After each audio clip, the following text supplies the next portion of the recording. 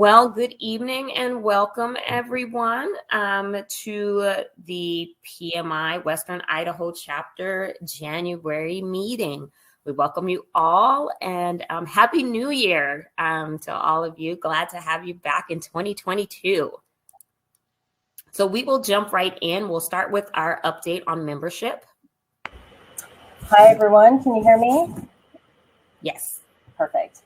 Well, I am so excited because we are at 550 members in the chapter. So I'm super, super excited about that. And you can see that we've had quite a few. And I was thinking about this right like a few minutes before the meeting, that I should have counted how many there were. So I'm going to count them while y'all are sitting here. 1, 2, 3, 4, 5, 6, 7, 8, 9, 10, 12, 13, like 26 new members in the past month and a half. So I'm super excited. If you're here, welcome.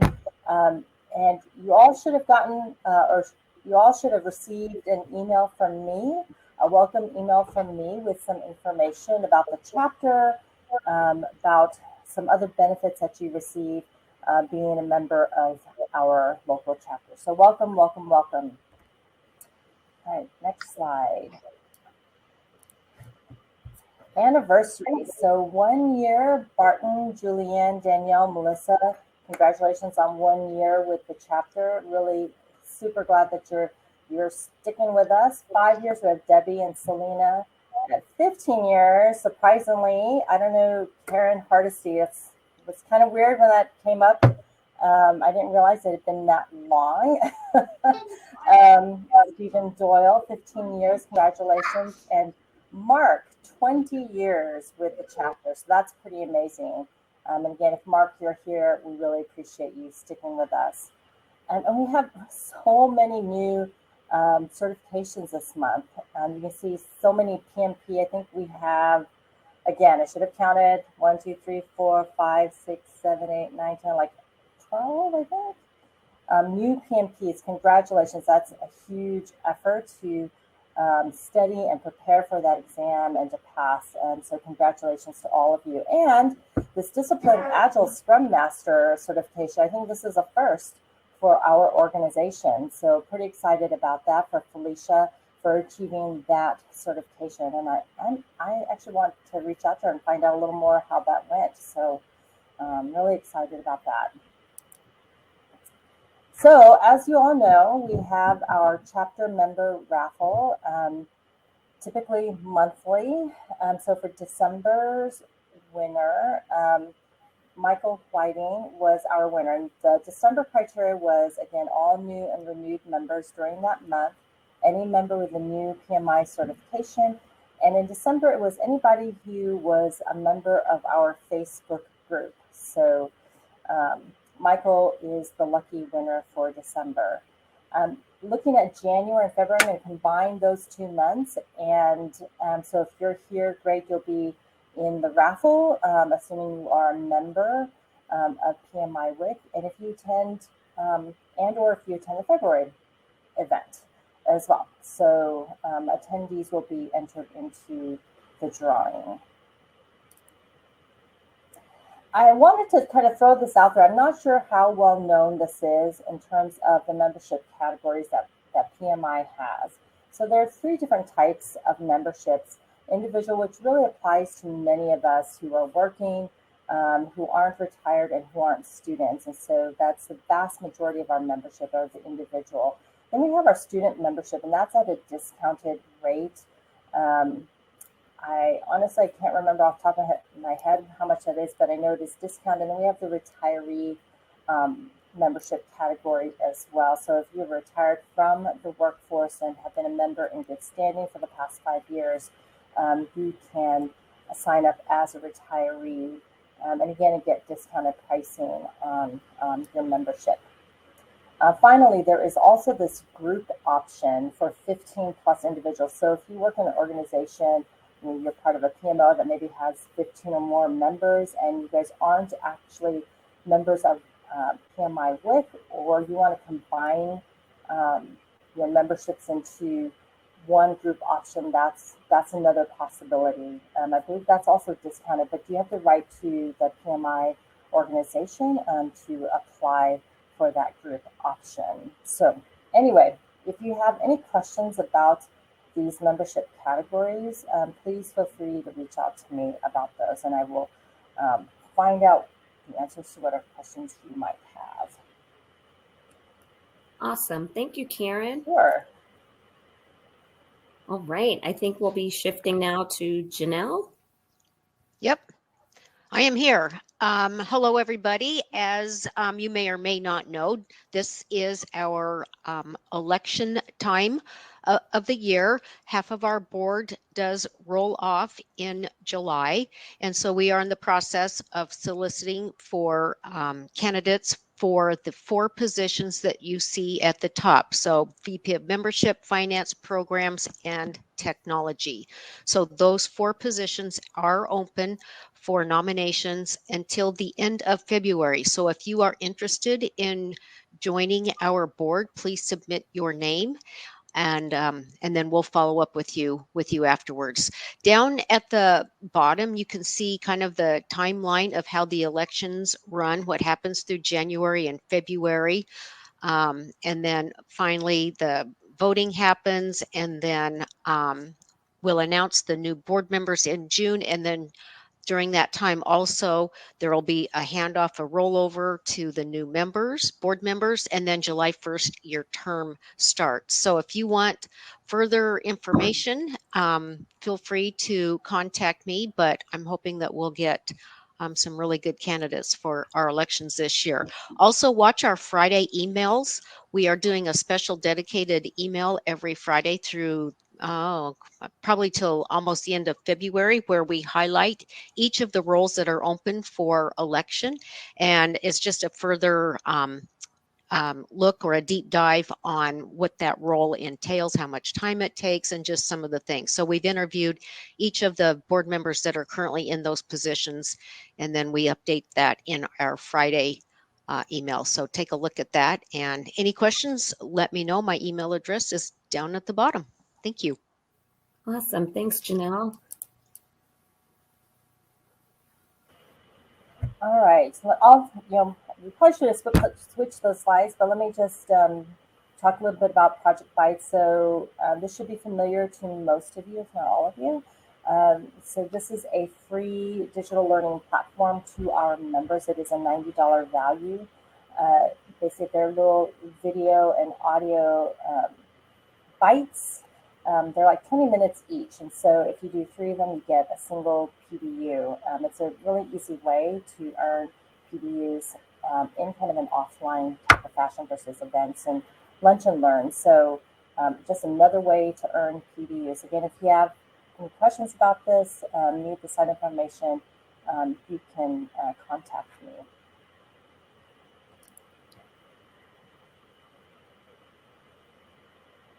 Awesome. And this is just a social media update. I'm not sure if, I don't think I see Michelle, our VP of Marketing, but we are on social media. So make sure that you follow us.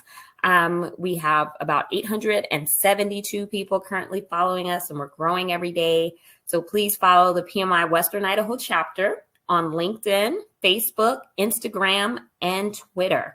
You can also check out our speaker presentations, the recordings of those on YouTube. Visit our website for more information, pmiwic.org. At this time, we'll get an update on the financials from Becky. Hey, hopefully you guys can hear me okay. No, you're super far away on my end. You're very far. Uh-oh, I better talk louder. Okay, so hopefully everybody can hear me now. As you can see, we've stayed steady for the last couple years, and we have completed our budgeting process.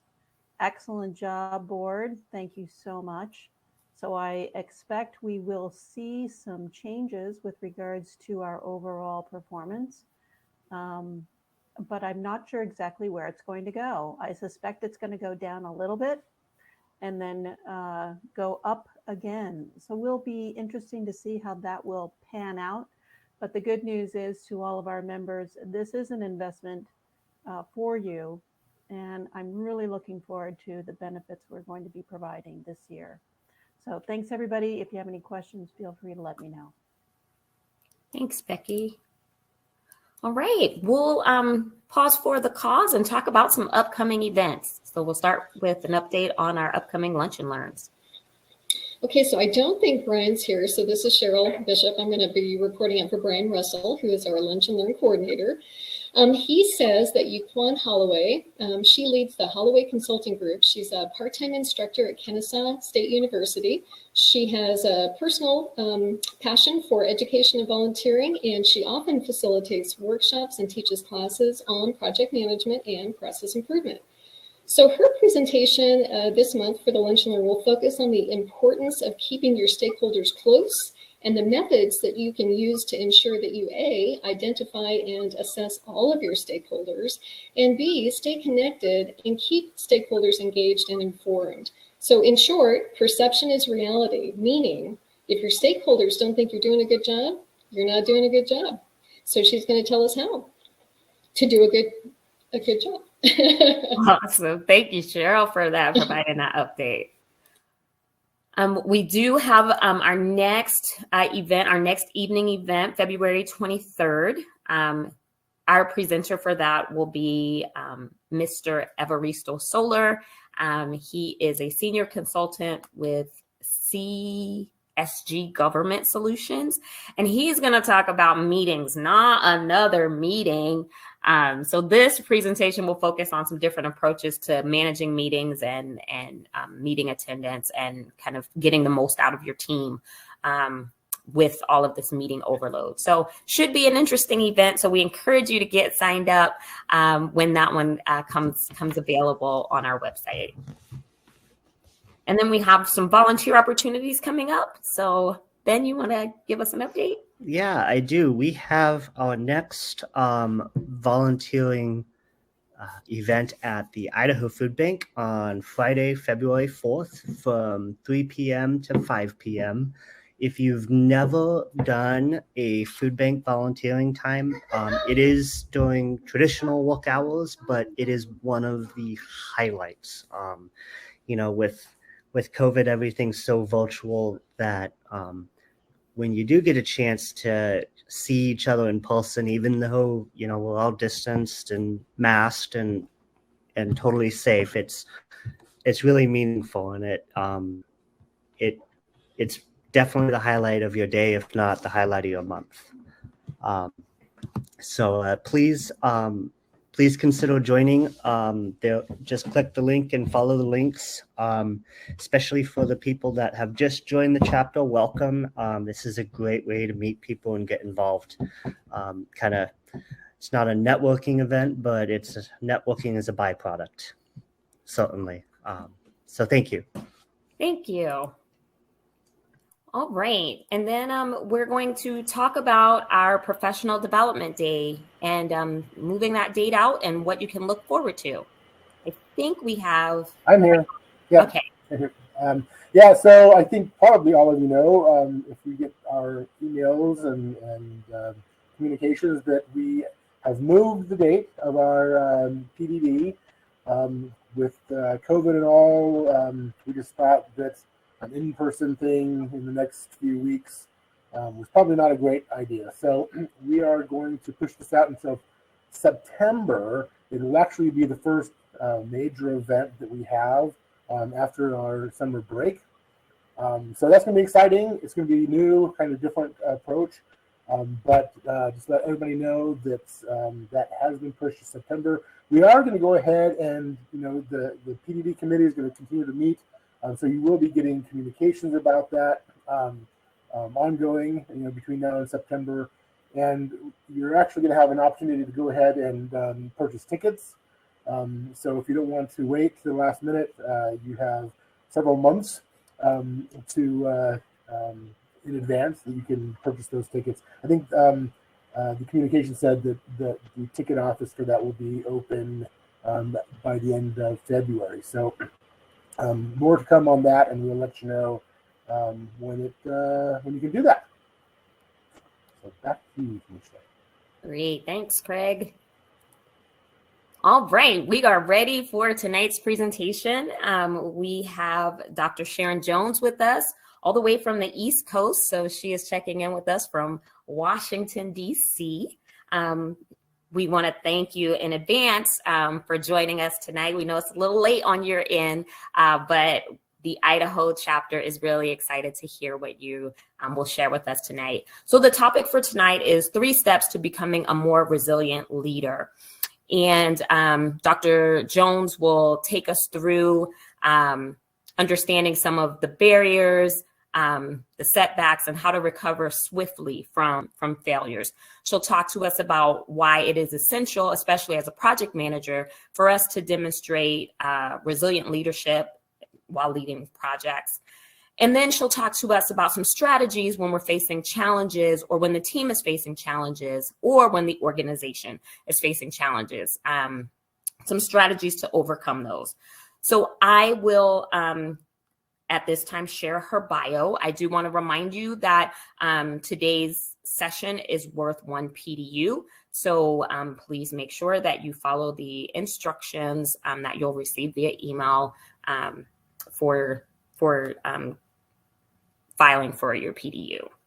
So Dr. Sharon Jones is a strategist, researcher, trainer, and founder and CEO of Closing the Gaps LLC, an equity consultancy working with corporate, social services, and educational sectors. Passionate life's underrepresented reasons employing her standard of excellence and research to help alleviate barriers to higher achievement for this demographic. Dr. Jones assists her clients in delivering differentiated and high-impact programs, services, and resources aligned with their equity goals and objectives.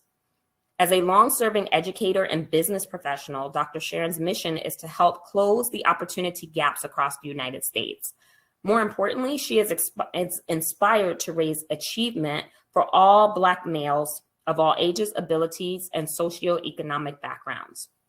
With over 20 years in the education and nonprofit sectors, she specializes in equity education and has expertise in strategic planning, program development and evaluation, and educational and professional training services. She is regarded as a forward thinker. Dr. Jones has developed, directed, and implemented programs and services that have helped hundreds of young people and adults realize personal excellence and achievement. Dr. Sharon is a proud alumni of Virginia Commonwealth University, where she obtained an undergraduate degree in fashion. She holds a Master's of Education degree in Curriculum and Instruction from North Carolina State University and a Master's of School Administration degree from the University of North Carolina at Charlotte. Recently, she obtained her doctorate from VA Tech with a research focus on Black male academic achievement.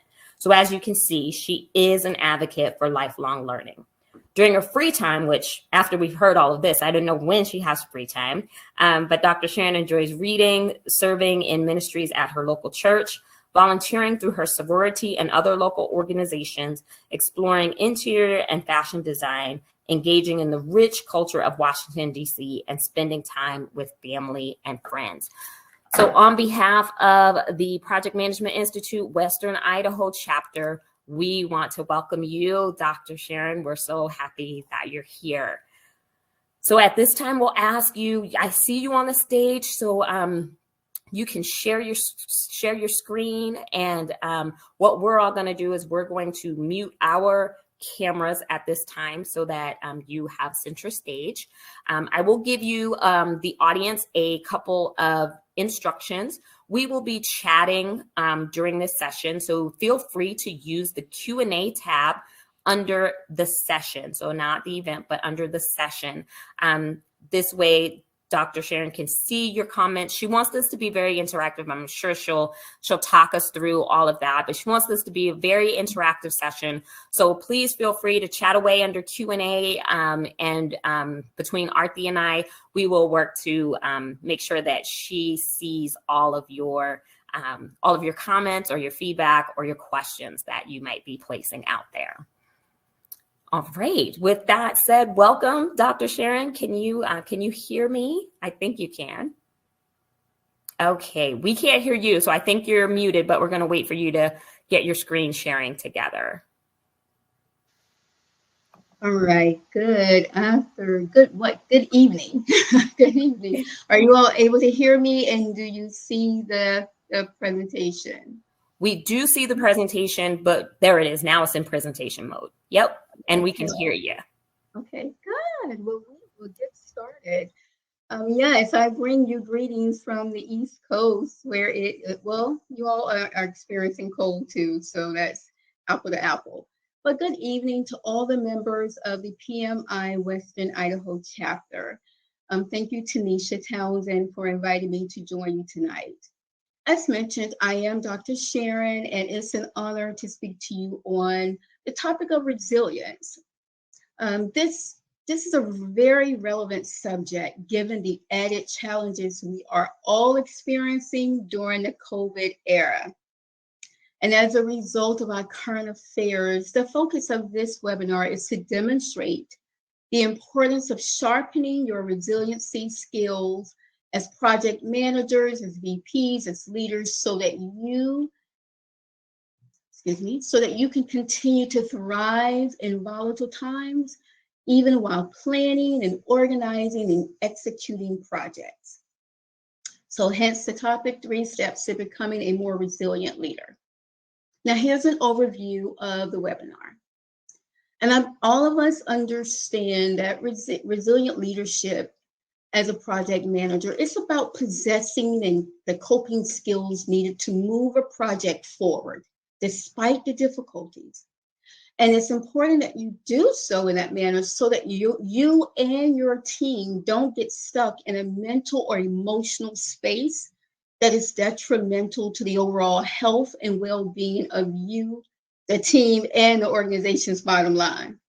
So tonight, we will take time to understand how you might go about improving your leadership resilience by concentrating specifically on the topics that are noted here. We're going to look at action, consider impact, and then end with recognizing the essential message and what was shared tonight. Now, here's our key goal. Again, we understand that the word, I'm pretty certain you all know and understand that the word resilient comes from the Latin word resilio, which that means to bounce back or retaliate. So we're understanding how can we bounce back. And in general, we understand resilience to be the capacity in which an individual can bounce back from an adverse situation. So to make it realistic, in general, specifically, we're trying to understand how leaders, you as leaders and project managers, can build the capacity in which you bounce back from adverse situations when you are leading projects. But here's the question, and here's the question at hand. How is it that these leaders or individuals, how are they able to bounce back? What skill does he or she possess that empower them to do so? So you've seen those individuals in very difficult situations, probably yourself, but you had that tenacity to be able to bounce back. You had a moment, but you were able to recover mentally, physically, emotionally, and emotionally, you were able to recover. So what is it that you possess that empowers you to do so? So what I did was I encapsulated the research linked to resilience into like 3 practical steps because we have a small window of time. So I wanted to make it very practical because I believe so that it would be useful to you all as leaders and project managers or leaders that oversee project managers. So this is our goal. We're going to underscore those key steps that you can use to improve your response to ordeals during a project. And then what's the intended outcome of this, which is listed here.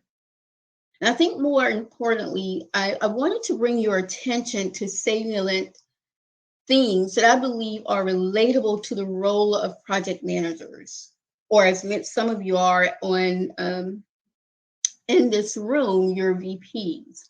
And I wanted to ensure that each one of you could leave with the tools that you could incorporate into your daily routine if you desire to following the webinar. So hence, the intended purpose of this webinar, which is noted here, is to equip you with steps, if consistently applied, that can help you become more resilient as a leader in 2022. Notice I said more because you are resilient, but perhaps I can either bring up messaging that reinforces what you already know, or introduce some tips and steps and strategies that you weren't aware of or that resonated tonight that reminded you that you would be willing to apply in 2022. So, as Tanisha mentioned, please note that this webinar will be interactive, and therefore you are free to ask questions throughout the presentation. I also encourage all of you to share comments, your related experiences, as well as to respond appropriately to reflective questions posed by me, like this question. Now, I am limited in my capacity to see your questions, so I believe Tanisha and Artie are going to help me out tonight. So we're going to pause right now. We're going to take a few seconds, and I just want you to gather your thoughts around this question. And I want you to take a moment to look at the illustration. And then based on the illustrations, how would you rate your resilience level as a project manager or as a VP? Meaning, do you better identify with a picture on the right or on the left? You can share that information in Tanisha and Artie, if you all could share some responses. Yep, we will. So we have the Q&A open. So we're just asking everyone to put their responses in the Q&A. Thank you.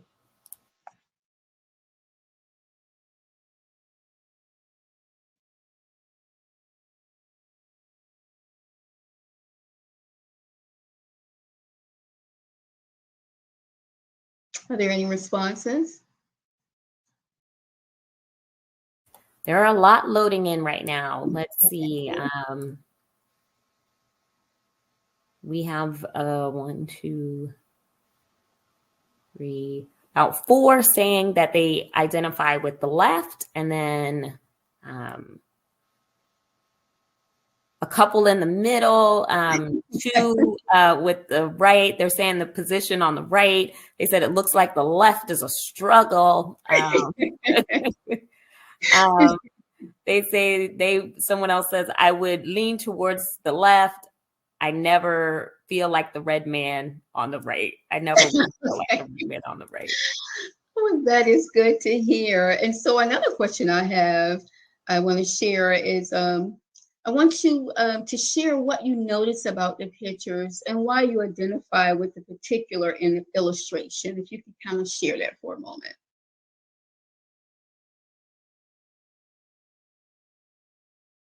Why is it that you are the individual that's on the left, in the middle, or on the right?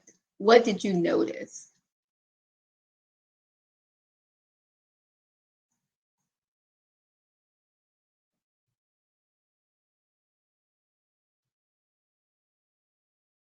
How are we doing on our responses? Yep, they're saying the red man looks overwhelmed. I used to allow that, but I don't any longer. They're saying there's always a little struggle, but the left is able to handle it. The right is not. Another response is the PM on the left is actively engaged. The left, the person is accepting the challenge and the change versus struggling against it. That's a good perspective. Thank you for that feedback. And that's exactly right. So that's why we're meeting tonight, or the topic was brought to your attention in 2022, because we want to address this early on in the year. And so your perspectives are dead on. Tonight, this messaging is either going to reinforce many of the practices that some of you already have in place, or it's going to just kind of cause you to have an aha moment, or just to pause and rethink some of your habits. So we're going to look at the actions a project manager can take to improve their resilience levels. again, we all understand and know that resilience is an intrinsic drive by which we tap into. And when we tap into it, it enables us to adjust and self-regulate during difficult times. And that's probably what you saw in a picture on the left. My left, your right, probably. That's probably what you saw, that he was able to adjust and self-regulate. Both of them were experiencing challenges, but it was the disposition in which they handled the challenge. So that's the question I have. So when you find that you have observed individuals that are resilient, how does one go about building that inner strength and motivation? So if you kind of identify with yourself, there are moments when you struggle, then what is it that you have to do to build that inner strength and motivation, like some other individual you see that's quite highly resilient? And that's what we're going to speak about. So becoming a more resilient leader comprises this. And these are the key things I really wanted to leave you with, again, with encapsulating all of the research. 3 key things. And they're simple, relatively speaking, but it's about nurturing that physical resilience, nurturing, the key word, nurturing, cultivating your emotional resilience, and then nurturing your mental resilience. So nurturing your physical ability to bounce back, nurturing and take care of your emotional state and that ability to bounce back emotionally when you're faced with when you're facing challenges, or that ability to really be able to bounce back mentally. And so the first one is here. It says, nurture physical resilience by properly managing your health. So you can do that by practicing self-care. The importance about managing your health is practicing self-care. It is amazing how we make everyone and everything a priority, but ourselves. But especially when you're in the role of a project manager, it is so important that you are at your best self, because others are looking to you to lead and to do so in excellence. So practicing self-care, if you're guilty, if you used to but fell off, if you're guilty because you're not, or if you are, great. But make sure you remind yourself to take care of yourself. And here's the reason why. The reason you should foster wellness and cultivate a healthy lifestyle as project managers are because the human brain has needs that must be met to form the mental strength and sustain focus and attention during difficult circumstances. So it's a brain thing, because research indicates when our internal energy reserves are depleted and our brain trigger changes in the brain chemistry that does a number of things. So when we are depleted in our energy, our brain either it triggers us in a way that weakens our normal capacity to maintain self-control. You probably have experienced that if you fail to eat in the course of the day, if you fail to nourish yourself, drink water, if you've fallen off from being active, if you've noticed that, that's the reason why you may feel weak and lack self-control. And so when our self-control is weakened, then it leads to increased stress. And then when our stress levels are increased, then it leads to what? The stress personifies itself through inappropriate behaviors, poor communication, and bad judgment. So that's why it's important to take care of yourself. And how do you manage your health? By exercising. I didn't say to remain physically fit, but just to remain active. Now, understanding some of the roles that are engaged in this session tonight, especially your VPs, I'm hoping you are active, but sometimes we are our worst enemy because we fail to just pause and take care of ourselves. But even if you can't make it to the gym, Even if you don't have an in-home gym, just walking can be very beneficial heart-wise. And it stimulates the blood, your blood and your bodily fluids in the way it should be stimulated. Also, eating healthy. So in those moments, we know we're all guilty when we're busy, so we pick up the easiest thing, which tends to be fast food, when it's not good for us. It's okay when it's a moment, but when it's a habit, we got to rethink that process because it's impacting what? Our health. And one of the goals, again, in becoming more resilient is to manage your health. But I will tell you, of the 3 factors listed, water is the most essential for optimal brain function. And here's why. Because according to research, the human body requires, and we all know this, 0.5 to 1 ounce of water per pound of body weight daily to avoid dehydration. So in the moment when we fail to nourish ourselves, we kind of are experiencing mild dehydration. And then research says that even mild dehydration can lead to like irrational behaviors and decisions while we're under pressure to meet deadlines. So keep that in mind. So what I want to do now, again, the messaging here is make sure if you want to become more resilient as a leader, manage your health. I have here 3 key things you can do to manage it. It's about your eating habits, exercise. But I just informed you, or reminded you rather, or reinforced the messaging that drinking water plays a major role in how our brain translate messages when we're under pressure. And if we've nourished ourselves, the brain is going to kick in properly like it should. And we're going to be able to have good judgment and make good quality decisions. But if we are dehydrated and we're depleted, then it's going to lead to those really irrational behaviors and decisions along the way. So what I want us to do right now is let's pause and reflect. And I want you to share at least one key takeaway based on the information that was shared at this point. Just reflect for a moment and share one key takeaway about nurturing your physical resilience.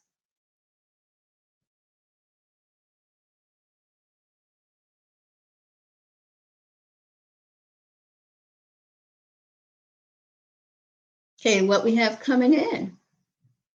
Any reflection? Yeah, we've got a few. You say, let's see, so true, great to take a walk with a friend and decompress even for 20 minutes. They're saying the importance of water. You can't take care of others until you take care of yourself. They say, I really stink at drinking water, so now I've put it on my calendar. I'm guilty. They say, love the walk or eat lunch away from the office. Yes. The effects of water on your brain function is so important. Let's see. Since COVID, I am working from home, and this has put a dent in my walking since my colleagues are not here anymore. So for the one that just mentioned that comment, you got to steal away. I know we're all guilty because it's so easy to continuously work when you're home because you're in that really relaxed environment, but you've got to learn to steal away. So I just reinforced a very important message for you tonight that you got to nurture in order to become more resilient, nurturing that physical resilience. You have to steal away and become more active and make sure you're drinking your water and eating healthy. So that's correct. Eat well. The message in here is stay physically active to avoid unhealthy coping mechanisms that can impede your ability to maintain composure and also impede your ability to keep that project on target. So the question, you don't have to respond, but I want you to think about this after the webinar, and you can even write it down. What does your body need from you right now to keep it feeling healthy and energized? Something to think about. And that's a question, that's a strategy you can ask yourself when you're having that moment. Pause. What does my body need from me right now to help me, to keep me feeling healthy and energized? Is it exercise? Do I need to be active and just get out and walk? Am I lacking water? Do I nourish my body? Or am I eating junky? And then you respond to yourself, self-talk, and then you take action. All right, next is you also had, we talked about nurturing your emotional resilience. And you do so with the attitude adjustment.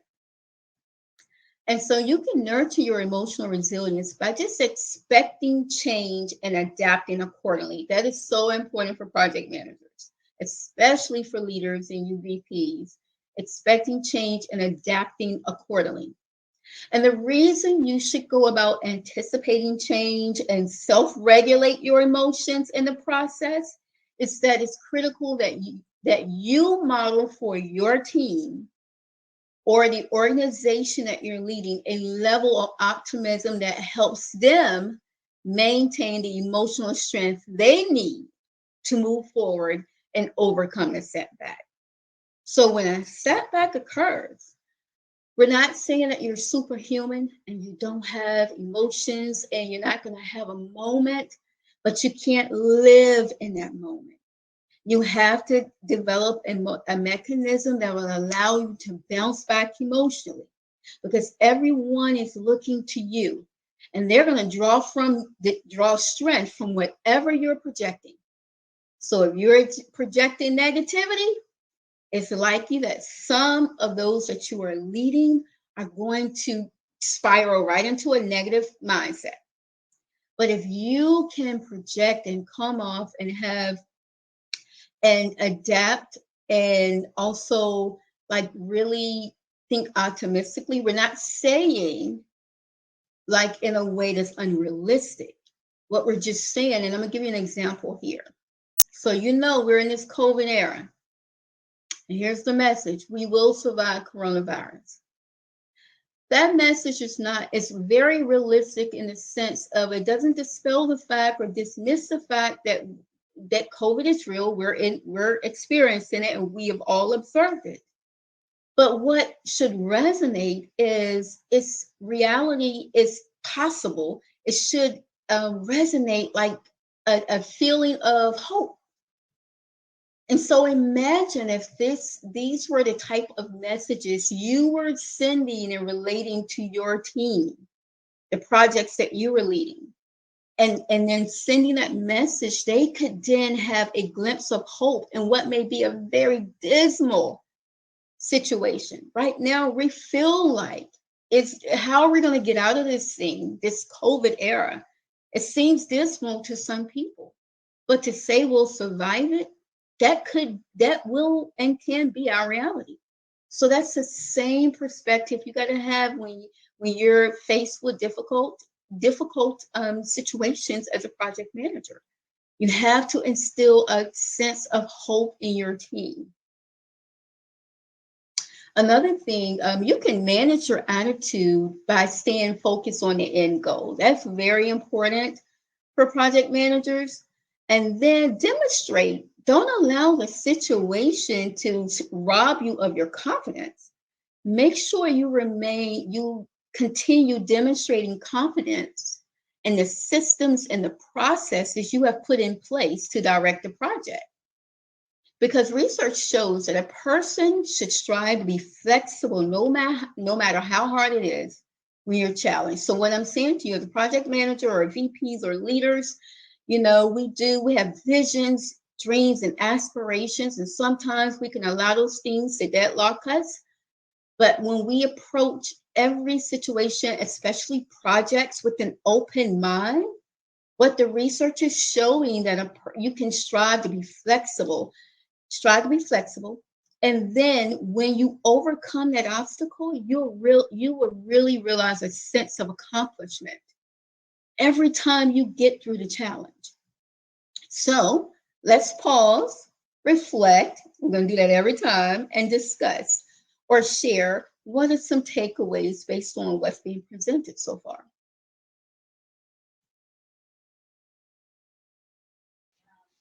I like the message. Oh, you're really low. If you could speak up for me and state your name. This is Artie. The comments that are coming in is, I like the message. Hold on. I like the message. We own the solution. We own the problem too. We will work the problem and provide the solution. We will make this work. We will overcome.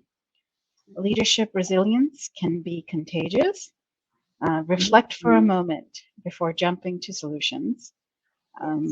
Focus on the positive and don't sweat the small stuff. Oh yeah, and everything is small stuff. It makes sense to me. Good message. COVID nearly killed me twice, but I had plenty of emotional resilience, but almost no physical resilience. It took months to recover physically, so body first. Congratulations. Well, glory to God, rather, for you surviving. And probably had you not had that resilience, it could have been a different story. You know, that inner strength is so important. So thank you for sharing that. And so, yeah, the takeaway is, number one, as leaders, you know, we got to go in expecting change to happen. Why? Because it's inevitable, right? And be willing to adapt.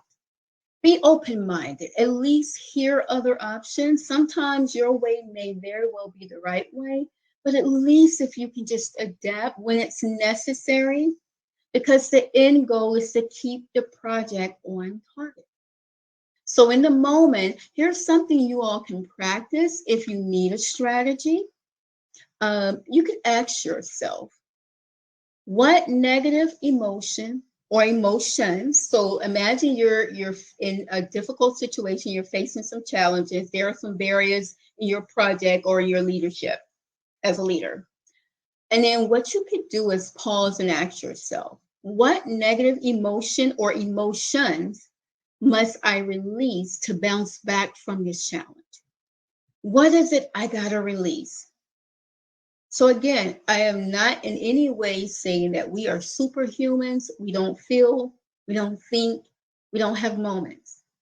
But the bounce backness in it all is being able to pause, like someone said, reflect, like another individual said, and in that moment, what is it I gotta release? Identify that thing. So it's called awareness. Identify it, be aware of your emotional state. Identify it, and then work to ensure that it goes away. And then also you can think about, what expectations must I let go? Because again, we can be so justified in what we believe is the right way, or what we believe we have the answer in a challenge, or we have expectations, but adapting is saying, well, maybe if the project need to be adjusted, and this one goal or strategy or system I wanted to have in place, you know, maybe it's just not time now, or maybe it's just not a fit. And just learn to be okay if at the end of the day you can still accomplish the goal. All right. And lastly, if you're going to work on improving your leadership resilience, the other thing you have to do is improve that mental resilience. And how do we do that? Managing the mindset. You know, the mind is the worst enemy, and we can be our worst enemy sometimes. And so what you do, how you nurture your mental resilience, is by building a healthy and realistic thought pattern. Now, the reason you should cultivate a healthy mindset that encompasses a realistic thought pattern is so that you can channel your thoughts on resolving. Someone said it earlier, resolving the issue, moving forward, and keeping the project on target. So, and probably all of us at some point in our lives, we've been guilty of rehearsing negative thoughts. Oh, if I would have only gone with plan A instead of plan B, if I would have just gone with this individual versus that individual, use this system, rehearsing the negative thoughts. It's never going to allow you to move yourself forward, move your team forward, or move the organization forward because you're spending too much time on the negative. And the ultimate goal is growth and accomplishing the end goal. Now, according to research, an individual, so if you like have a negative mindset, or if you're not a negative person, but you lack self-compassion, which sometimes that's what happens with us. I have been guilty. I can forgive everyone else. I can be compassionate to all other staff. But when I make the mistake, or when I'm faced with a challenge, and perhaps it was because of a decision that I made with good intentions, I'm my worst enemy. So what research says is what you have to do is dispel the self-limiting beliefs about your capability. You got to dispel those self-limiting beliefs about your capability, your team's capability, or even the organization. And so one way to combat negative thinking is to find meaning in your role, in the purpose of the project, and the value of the team, and then maximize those factors to self-regulate. Give an example. Being an educator, you all probably know there's so many challenges we have in a school setting. On any given day, I could walk in and I would have my perfect plan, but any given day, my plan could be thrown out of the window. And so I don't do politics in education. And there are things that would probably, if I didn't have resilience or the mental resilience, that I probably would have just left education. As you all have probably heard across the airways news, that some people are because they're just burnt out. But what gave me a sense of hope of getting up is I realized my value to those children that I was educating, the value of supporting teachers and being their best selves to students, being that effective administrator that were putting in systems that not only the staff could grow, but you see evolution in its students. You see student achievement scores raised. That meant something to me. And then I looked forward to arriving at school and, when they say kids say the darnest things, they say the darnest things. But I look forward to hearing what Jesus or what Mary or Monica or what William had to say. And what were they going to say that would make me funny? For example, I had a student and I love, he would call me, he was a pre-K student. And instead of saying Miss Jones, he said Miss Jones is. So he added extra S. And I adore hearing him say that. I would correct him, but it was so cute to hear a pre-K student call me Miss Jones is.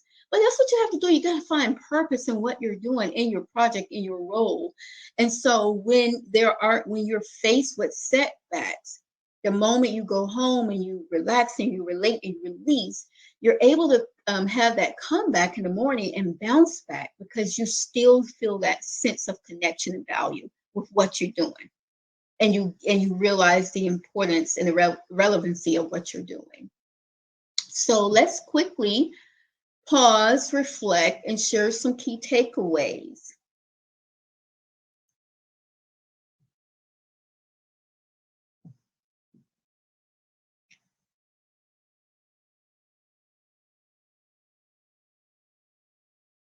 All right, we're giving just a moment for everybody to start typing their takeaways in the Q&A. If y'all see me looking over to the side, I'm just watching time.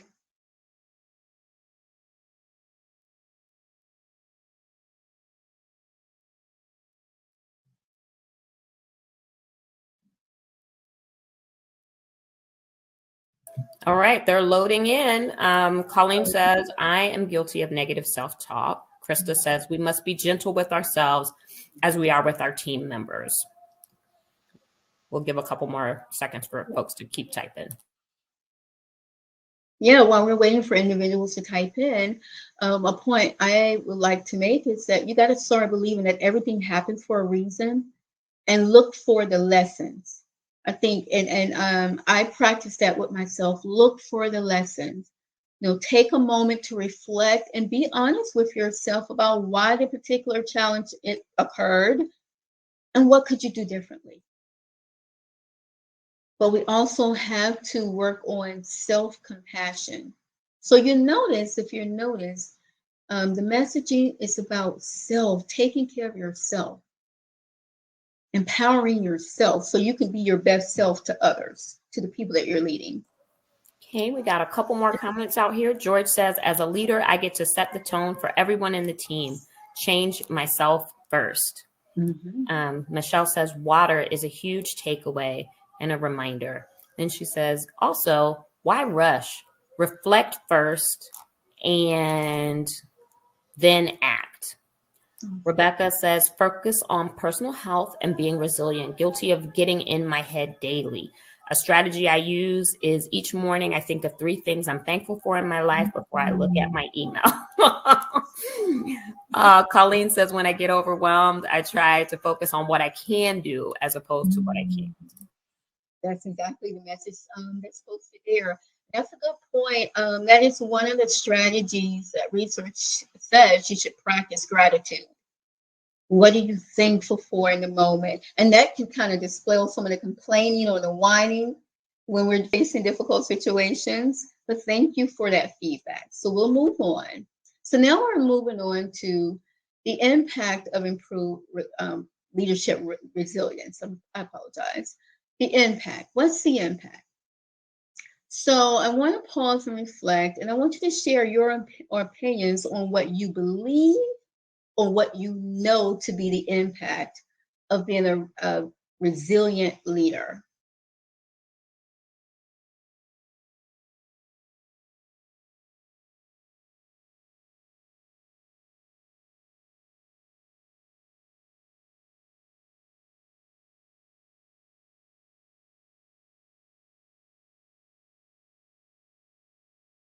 Are we having any comments come in?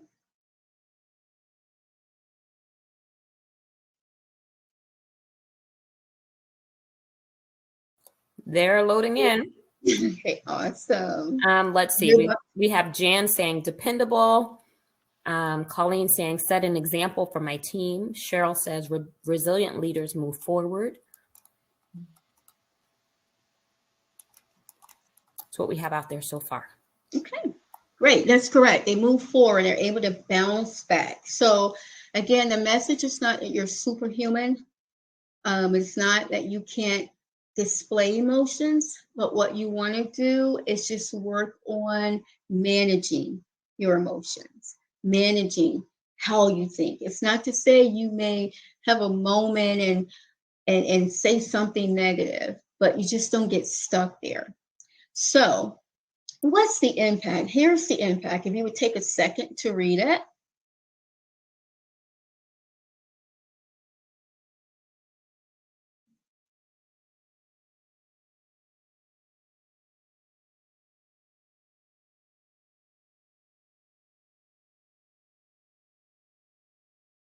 So maintaining resiliency has a lot to do also with how we just having a sense of control. And so what this statement infers is that improving your resilient leadership skills may empower you. Let me know if this sounds familiar, but it may empower you to strategically handle the pressure of having to deliver within tight schedules and budgets. When you're resilient, you probably can skillfully make unpopular decisions for the good of the project.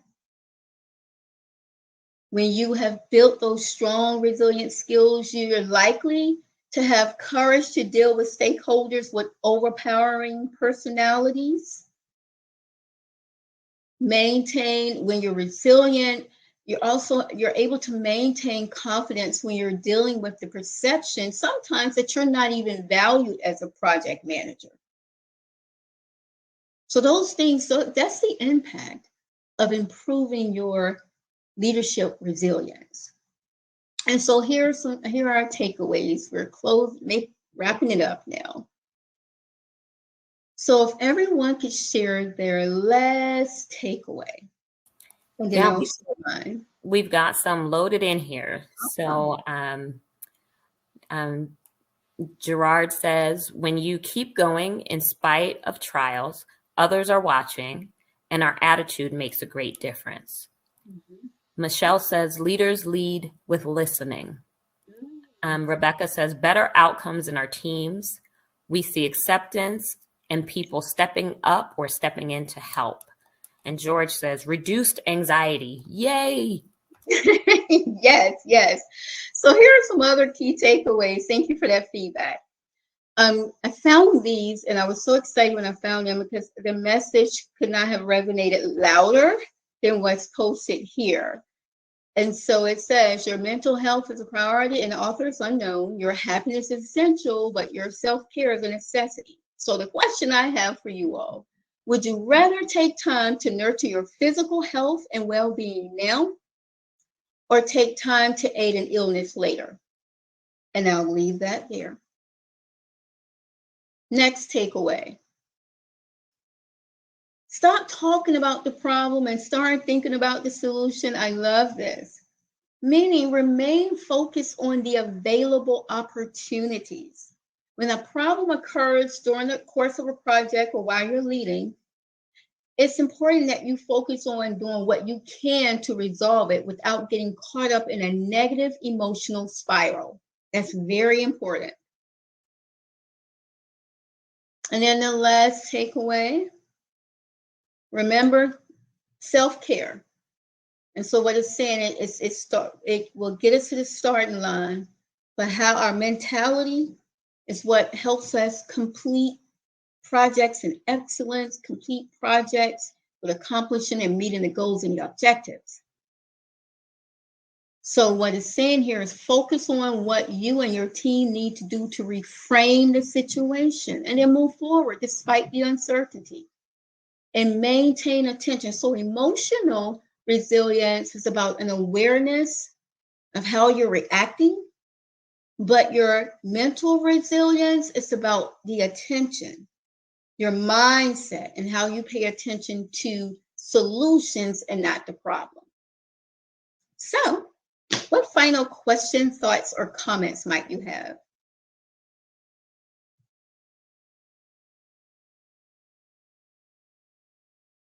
So we do have some, it looks like people have put in their final takeaways. Mm-hmm. Colleen says, I call that admiring the problem. Mm-hmm. Karen says, self-care, so important, but sometimes the last thing we think about as PMs. Mm-hmm. Yeah. And how can you be your best self to others, not taking care of yourself? Any other final questions, thoughts, or comments?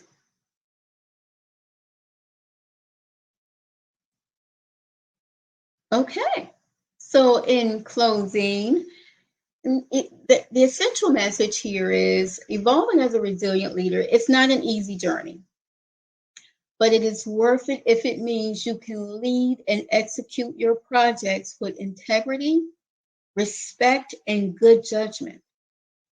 However, if there is ever a moment, and I'm very serious when I share this, if anyone out there finds that their emotional or mental responses are and outbreaks are unexplainable, please consider the services of a therapist to help you nurture your resilience and the resilience that you need to display personally and professionally. And so this concludes the presentation, and I will stop sharing. Awesome. Well, thank you. Thank you so much. You got lots of thank yous in the Q&A. So they're saying thank you so much. We appreciate the reminder for how important self-care is in terms of successfully caring and leading for others. They're saying thanks so much. Great to remind of what's important. So big thank yous. Thank you so much. We really appreciate it. This was a great topic and really helpful for us, probably as PMs, as we're kind of getting back into it, off our Christmas breaks and all of those types of things. And so it's good to remind us to stop, take a minute, reflect on ourselves, reflect on our health. Those are the things that matter most. Kind of put ourselves first, selfishly put ourselves first a little bit. So thank you so much. Yes, you're welcome. It was my pleasure, and hopefully be able to come back and present again. Thank you for inviting me. All right. Well, thanks. Have a great night. And thank you so much, everyone, for joining. We'll see you all next month. All right.